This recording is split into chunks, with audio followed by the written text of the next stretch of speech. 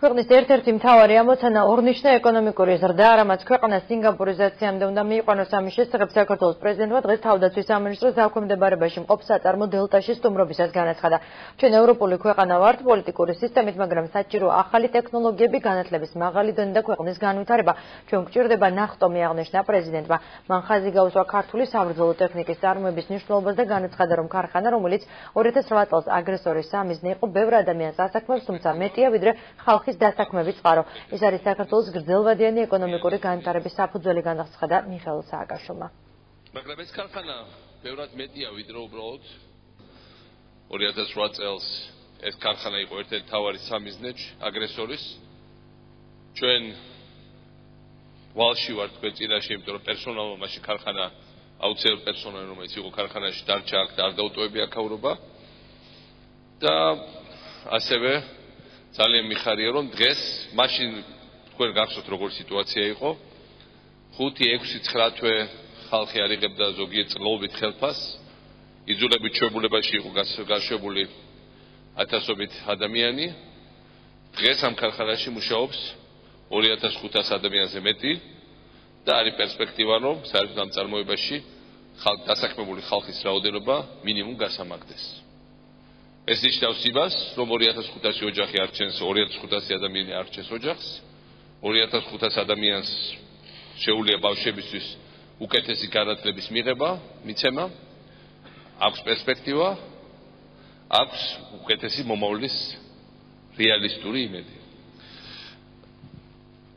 მაგრამ ეს ქარხანა ბევრად მეტია ვიდრე უბრალოდ თუნდაც ხალხის დასაქმების წყარო, თუმცა რა თქმა უნდა ხალხის დასაქმება მნიშვნელოვანია. ეს ქარხანა, სატანკო ქარხანა, რამდენიმე სხვა საწარმო, რომელიც ჩვენ გვაქვს საქართველოში, რომელიც ამ კომპლექსში მუშაობს, ეს არის საფუძველი საქართველოს გრძელვადიანი ეკონომიკური სწრაფი განვითარების. ჩვენ ვიყავით ქვეყანა, სადაც რამდენიმე წლის წინ სუპერმარკეტშიც კი ყველა პროდუქტი, რომელიც შემოდიოდა სოფლის მეურნეობაშიც კი თითქმის 100% იყო უცხოური, ირანული, თურქული, უკრაინული, რუსული, ყველანაირი. მოკლედ, სოფლის მეურნეობის ელემენტარულ პროდუქციას ვერ ვაწარმოებდით. ჩვენ ვიყავით ქვეყანა, სადაც საიდანაც სპეციალისტები გადიოდნენ ყველა რაოდენობით. მე კარგად მახსოვს, ისრაელში ვიყავი 2005 წელს და წავედი ერთ-ერთი ისრაელის ორი დიდი საწარმოდან ერთ-ერთი სამხედრო საწარმოს დასათვალიერება და იქ ვნახე რამდენიმე ათეული ამ ქარხნის ინჟინერი და სპეციალისტი, რომელიც იქ მუშაობდა. და მაშინ დავფიქრდი, რომ თუ ისრაელში მიყავთ ჩვენი სპეციალისტები, რატო არ უნდა მუშაობდნენ ეს სპეციალისტები საქართველოში? თუ ისრაელი ყიდის იმ ტექნიკას და იმ ტექნიკით უხდის ფულს ამ ჩვენ თანამშრომლებს და მათ არ ურჩევიათ საკუთარ სამშობლოში მუშაობა, იგივე ტექნიკის, იგივე ფასად გაყიდვა და იგივე ხელფასების მიღება საკუთარ სახლში? და რა თქმა უნდა რაღაც ნაწილი ჯერ კიდევ მცირე ამ სპეციალისტების დაბრუნდა და ჩვენ უახლოეს წლებში თელ სოფლიოდან უნდა ჩამოვიყვანოთ ისინი ვინც წასულიანენ კონკრეტული საინჟინრო ამოცანების გადასაწყვეტად. ჩვენ ძალიან მნიშვნელოვან ეტაპზე ვიყოფებით ახლა. და მე ყოველთვის ვამბობთ, რომ საქართველოს სინგაპურიზაცია, საქართველოს უნდა ისწავლოს ბევრი რაღაც თავის ძროზე ისრაელი როგორ გავითალა, სინგაპური როგორ გავითალა და ხშირად ამბობენ, რომ ამან თავის ფანტაზიებით ხო წაჭამა ტვინი. რა თქმა უნდა, ერთით ყოველთვის ადამიანი უნდა ფიქრობდეს დღეს რა გაჭიროება, დღეს კონკრეტულ ადამიანებს როგორ უმძიმთ ყოველდღიური გამოყვება, მაგრამ რა გამოსავალი გვაქვს ჩვენ? ნავთობი მივიღეთ მემკვიდრეობით საიდანღაც, გაზი გვაქვს დიდი რაოდენობით ჩვენი, რომელიც საერთოდ არ გვაქვს, თუ რა გვაქვს? ჩვენი რესურსი არის ადამიანები, ხო? ჩვენი რესურსი არის ამ ადამიანების ხელით გაკეთებული პროდუქცია, ესე იგი ამ ადამიანებს უნდა შევქრათ საშუალება რაღაც გაკეთების. და როცა მე ვლაპარაკობ ისეთ ადგილებზე, როგორც არის მაგალითად სამხრეთ კორეა ან სინგაპური, მათ დაიწყეს ნულიდან, საერთოდ არაფერი არ ჰქონდა. შივრები იყვნენ ბუკვალურად. და სინგაპურს ჰქონდა უზარმაზარი გამოწვევა, თავზე ადგა უზარმაზარი ქვეყანა, რომელიც მის მიმართ იყო სულად განწყობილი, ბევრად უფრო დიდი მასშტაბით ვიდრე დღევანდელი ჩვენი აგრესორი. და არ ქონდა არც იარაღი, რომელსაც არავინ არ აწვდიდა, არ ქონდა არც ტექნოლოგია, არ ქონდა არც სასმელი წყალი, არ ქონდა არც სასოფლო მიწა, არაფერი არ ქონდა. უბრალოდ დაიჯერეს, რომ რაღაცა შეიძლება შეექმნათ. 5 მილიონი ადამიანი ცხოვრობს იქაც და ჩვენზე ბევრად უფრო პატარაა. და მათ შექმნეს პირველი სამხედრო წარმოება. და და შემდეგ სამხედრო წარმოებას დაფუძნებით შექმნეს უკვე სხვადასხვა ტექნოლოგიები, მათ შორის ნანოტექნოლოგიები, ახლა მათ შორის კომპიუტერული ტექნოლოგიები, მათ შორის ქიმიური ძალიან სერიოზული წარმოება. ამიტომ ეს ქარხანა და ეს ტექნოლოგიები არის საქართველოს მომავალი ინდუსტრიული პოტენციალის ძალიან იმედის მომცემი საფუძველი. 2008 წელს ღია ომის სტადიის დაწყების შემდეგ რამდენიმე თვე პრაქტიკულად ჩვენ დავჭით იარაღის მოწოდების წყაროს გარეშე. იმიტომ კი არა რომ ჩვენ მეგვემტერებოდა. არც იმიტომ ხოლმე რომ რუსეთი შეეშინდა. უბრალოდ ჩათვალეს რომ საქართველოს აღარ იარსებებდა. გამოაცხადა რუსეთის ხელმძღვანელობამ რომ სააკაშვილი არის პოლიტიკური ცხედარი და საქართველოს მალე აღარ იარსებებს როგორც დამოუკიდებელი ქვეყანა და ეს პრაქტიკულად 90%-მა საერთაშორისო თანამიმოქმედებას უბრალოდ დაიჭერა. და ასე როგორ შეიძლება არ დაეჯერებია რომელ ქვეყანაში შევიდა საბჭოთა კავშირი ისეთში და რომელიდან რუსეთი რომელი ქვეყანა არ ჩამოემხო მაშინვე თავრობა არ გაიქცა პირველ რამდენიმე საათში ყველაფერი არაირია იხილეთ რა მოხდა ავღანეთში იხილეთ რა მოხდა ჩეხოსლოვაკიაში 68 წელს იხილეთ რა მოხდა უნგრეთში 1956 წელს ასე რომ გამოცდილება ასეთი იყო და ჩათვალეს რომ ზუსტად ისეთი რა მოხდება საქართველოში იხილეთ რა მოხდა იგივე საქართველოში 90-იან წლებში როცა ერთი მთავრობის გადატრიალება იქნა ორგანიზებული მოსკოვის მიერ შემდეგ მეორე მთავრობა პრაქტიკულად გადატრიალებული ყავდა და დატოვეს იმის ფასად რომ ყველაფერი დაუთმო და გადაარჩენეს რუს გენერალ ბალტის ადმირალს ამიტომ ყველას მიაჩნდა რა ხანა ესე თქვეს ესე კი ესე იქნება ცივი წყალი დალიოს ყველამ ჩემი საყვარელი გამოთქვა ძალიან ბევრი ცივი წყლის დაჭირდა საქართველოს გადარჩა და საქართველოს ვითარდება და საქართველოს ეკონომიკა ვითარდება შარშან ჩვენ გავიზარდა 7% წელს გავიზრდებით 8 ან 9% მომავალი წლიდან ჩვენ მინიმალურიც და ყოველწლიურად გვიქნება მინიმუმ 10% აი ქონდა პრობლემა იარაღის შემოტანის და მაშინ არის ესეთ გამოთქვა გაჭიროება მაჩვენო და გაქცევას გაჩვენებო ჩვენ ვაჩვენეთ რომ ჩვენ არ ჩამოგვიშვია ხელები ბევრი ჩამოუშვდა ხელებს ბევრი დანებდებოდა ბევრი გაიქცეოდა უმეტესობა საქართველოს არ არის ასეთი ქვეყანა და ქართველი ხალხი არ არის ასეთი ხალხი. ჩვენ დავიწყეთ ჩვენი წარმოების აწყობა. და აღმოჩნდა რომ არაფერი უმაღლესი მათემატიკა არაფერი არ არის. უბრალოდ უნდა კარგი ორგანიზება. სახელმწიფო აიღო ქარხანა მთლიანად კონტროლის ქვეშ. ეს და სხვა ქარხნები და აღმოჩნდა რომ უმარტყორცნების გამოშვებაც, ავტომატების, ნავთყორცნების და ეხა უკვე აღმოჩნდა არტისატაკო იარაღი, არავინ არ გვაძლევდა არტისატაკო იარაღს 2008-მდე ყველას ვეხვეწებოდი მოგვეცით.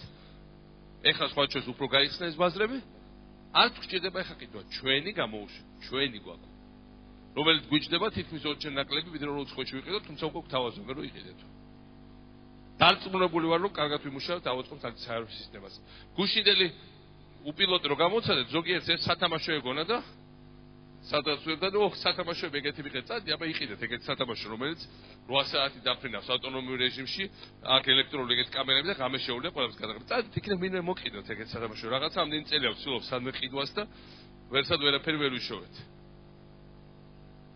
და მომავალ წინან გვექნება იგივე ანალოგია ოღონდ მას შეიძლება იარაღის გადატანა უკვე ბევრად უფრო გრძელ მანძილზე და ბევრად უფრო ეფექტური იქნება ვიდრე ძველი რუსული შტურმავიკები